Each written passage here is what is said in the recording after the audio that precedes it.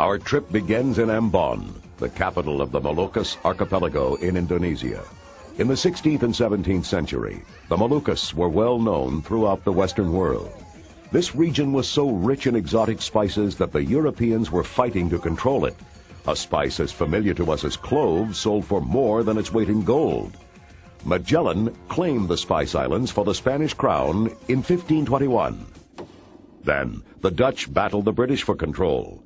Later, the Japanese invaded in World War II, and today, the Moluccas are a province of Indonesia. Belgian ethnographer Jean-Pierre Dutilleux hopes to be the first to film an ancient tribe on one of the archipelago's islands. The Maswane are reputed to be shaman and headhunters. As we approach Seram, my thoughts turn to the Maswane. Will we find them? Are they headhunters, as the legends say? And if these ancient tribal people do exist, will they meet with us and let me record on film their way of life, or hide in the jungle? It took Dutilleux's advance man 2 months to get the film permits, and now they face a 20-hour body-pounding trip by small boat to the backside of the island.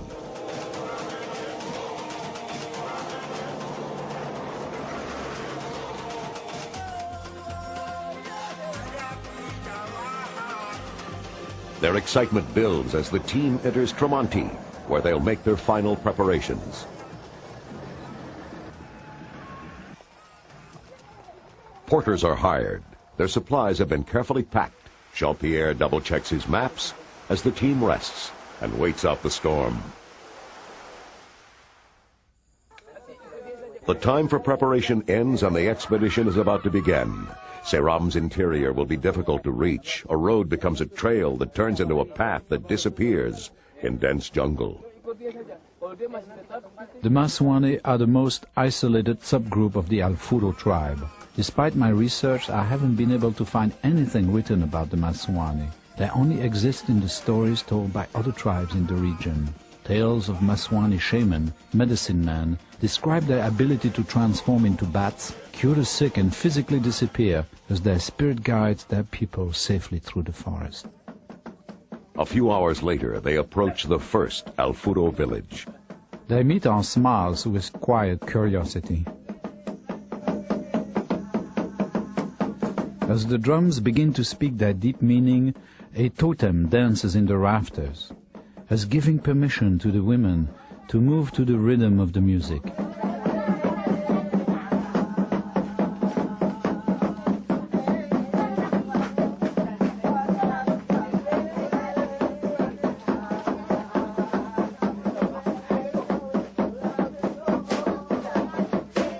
The village headman offers a mixture of mythology, magic and sound advice by telling us the location of the most powerful shaman in the area and warns us to be suspicious of their powers.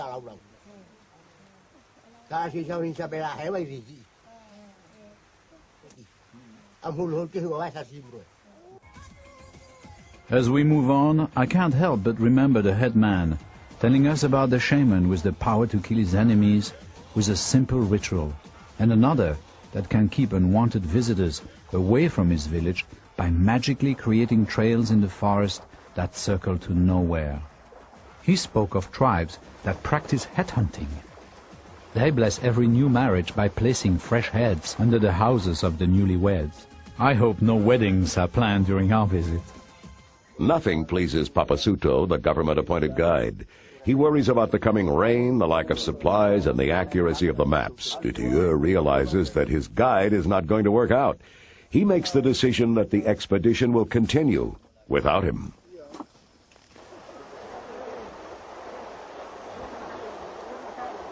A new day brings Jean-Pierre and his team to another village. It is critical that they find interpreters who can speak the different dialects in the region. Their success, as well as their safety, will depend on it. Dutilleux, believing that he's found the interpreters he's looking for, sends an advance team ahead to make contact with the Maswane. With luck, they'll agree to meet with him. It's the 4th day. If the village headman was right, the Maswane will be found on that distant mountain. They could be anywhere. Or nowhere.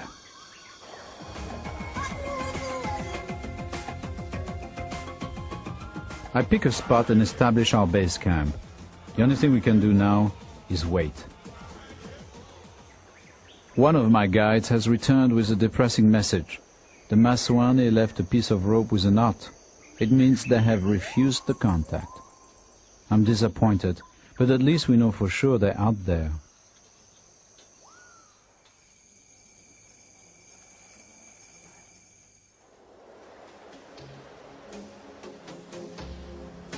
I can't believe my eyes. Here they come.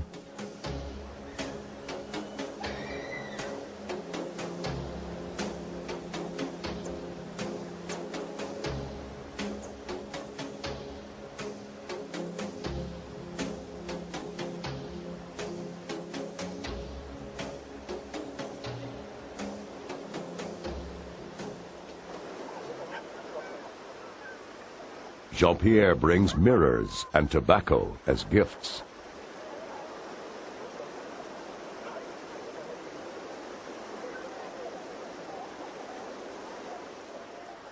The apprehension on the faces of the women and children are obvious.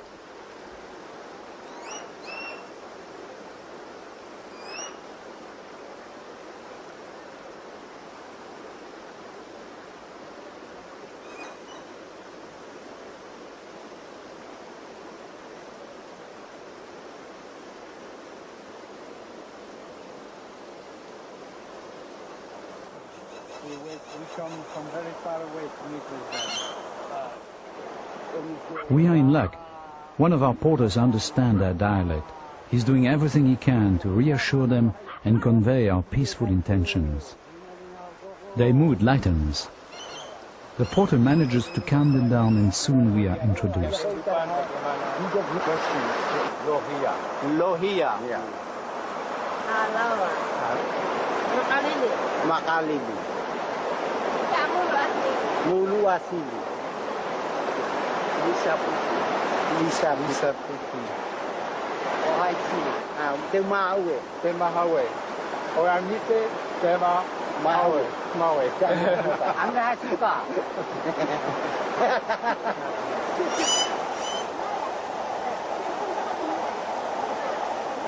Just when we're making progress, they turn and leave before we have a chance to learn anything more than their names. Moments later, a second group appears.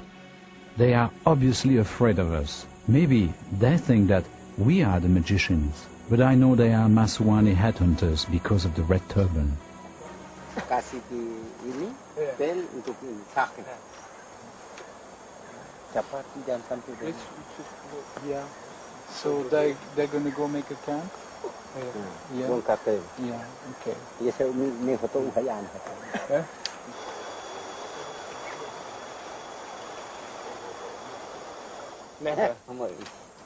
Never. Belum pernah. Belum. Never seen the white man before. Ani Porto gitu. Ya pokok.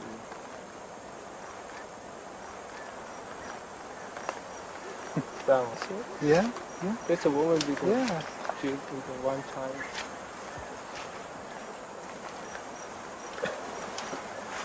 No, they never had wives.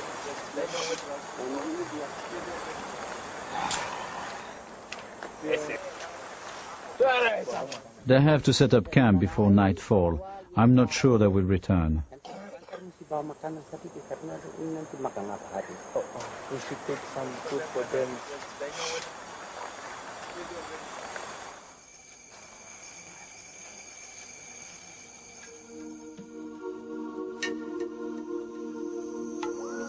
A violent storm destroyed my camp during the night. The Masuane have disappeared.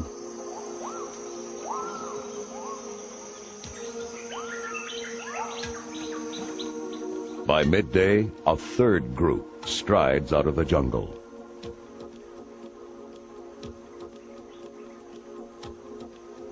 One of Jean-Pierre's guides leads a frightened tribesman out of the forest.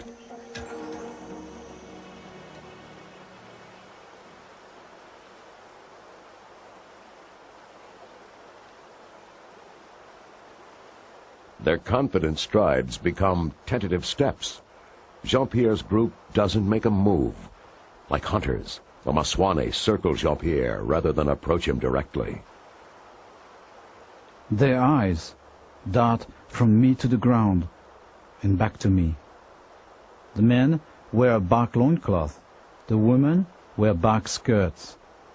The boy, not yet recognized as a man, covers himself with his hand. The children wear nothing at all. I have been visiting tribal people in every corner of the world for more than 25 years, and I have never seen such a unique handshake. They extend their hand over or under the arm without making eye contact. They all use the same technique. I take care not to stare. It might be seen as disrespectful or a sign of aggression. I can only guess that their unusual handshake is a sign of respect rather than fear.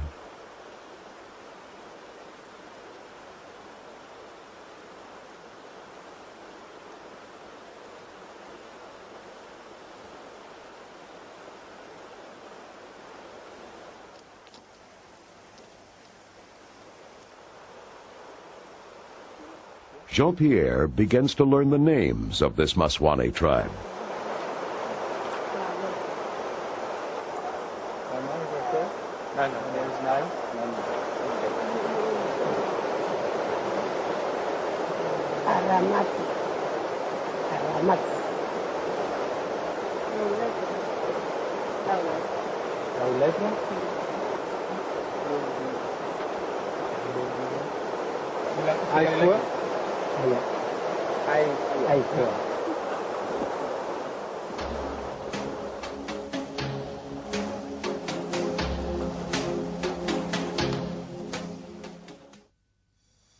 The next day, in exchange for a treasured piece of red cloth, the Maswane agree to lead Jean-Pierre into the jungle.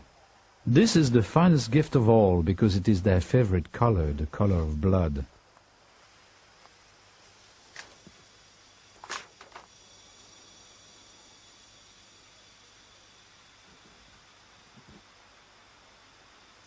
This is the first time anyone has filmed the Maswane people. Here, in the virgin forest, they are setting up camp just as their ancestors have done for thousands of years.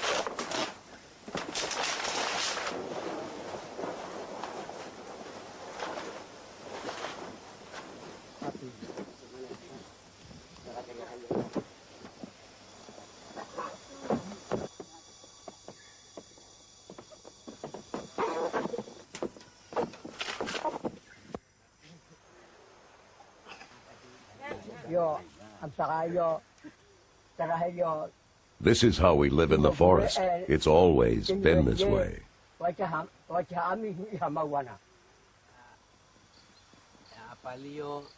I am the shaman here, and I am going to show you how I will cure the sick. With the shaking of the floor in my voice, I will attract the spirits that only I can see. While Western medicine speaks about plants and animals, the Maswani believe that their medicine man, Nisabuti, has the power to speak to plants and animals. Like all shamans, Nisabuti derives his power from nature. The Maswani believe they become ill because they're out of sync or out of favor with the forest. They are cured when their shaman brings them back into balance with nature.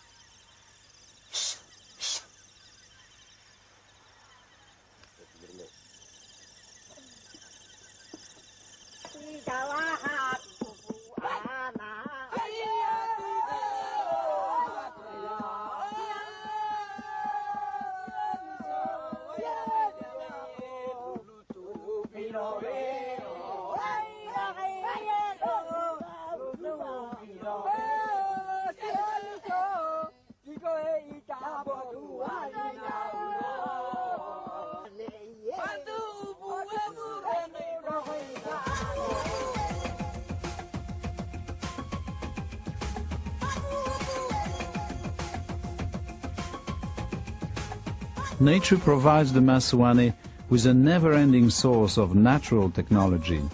Aifua wove this fish trap in a matter of minutes. Once the fish swim in, they can generate the power to swim back out against the flow of the river.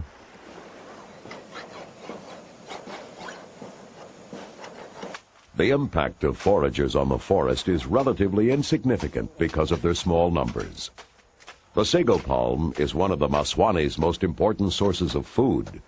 This one's about 15 years old and mature enough to cut. Once the sago's down and the bark is removed, the Maswani share more of their natural technology with Jean-Pierre. There are no hardware stores in the jungle, so Ipo creates a hardwood wedge and maul from another tree species to split the trunk and get to the nourishing hardwood of the palm.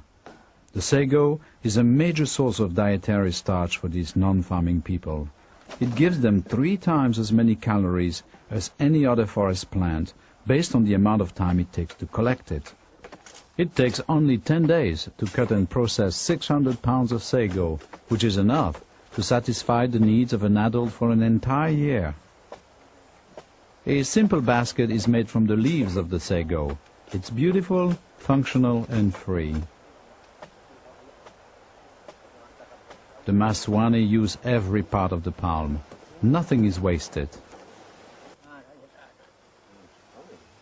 The bark is used to build the flooring and walls of their huts. The rain-proof leaves are used to construct the roof. The smaller leaves are used to weave robe, baskets and backpacks. They build a trough to separate the sago starch from the pith or fibrous part of the palm. As the slurry settles, a sticky broth drops to the bottom. It's ready to be collected by Alawa and her granddaughter Sinaito. The red cloth made quite an impression on the Masuane. Alawa turned it into a skirt.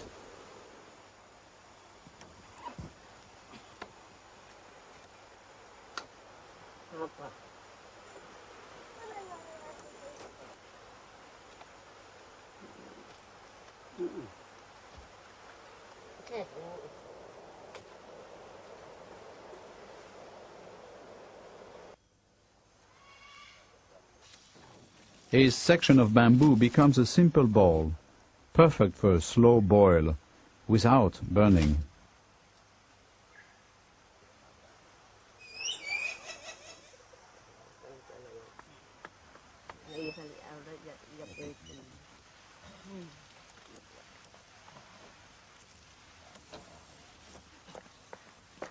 The sago can be cooked into pancakes and stored for a long period of time, or boiled into a toffee-thick broth.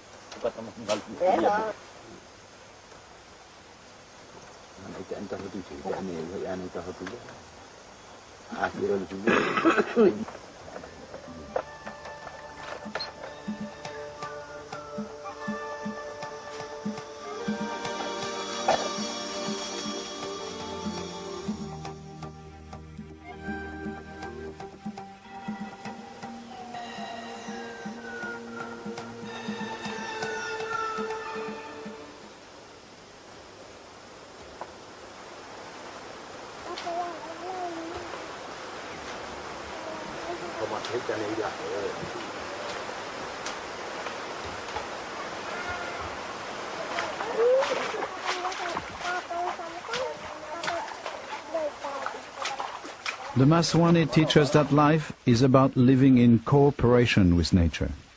To the Masuane, all that is known is family and forest. The real aspirations of these ancient tribal people aren't being taken into consideration by the Indonesian government.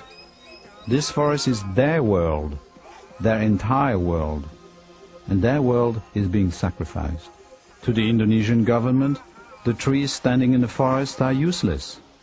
The government is determined to search out the Masuane and their neighbors. They are determined, in fact, to search out every last tribal group in the area. They want to integrate the last of the Masuane with any surrounding ethnic labor to log the forest and convert it into rice paddies, profits of a people. The Masuane have lived free in this forest for thousands of years, despite Arab, French, English, Dutch and Japanese occupations of their island.